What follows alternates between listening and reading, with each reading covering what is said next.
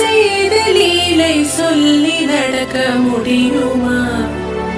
அது புரியுமா? சின்ன கண்ணன் சின்ன கண்ணன் சின்ன கண்ணன் என்ன செய்தான் தெரியுமா? அவன் செய்த லீலை சொல்லி நடக்க முடியுமா? புரியுமா? சின்ன கண்ணன் என்ன செய்தான் தெரியுமா? அவன் செய்த லீலை சொல்லி நடக்க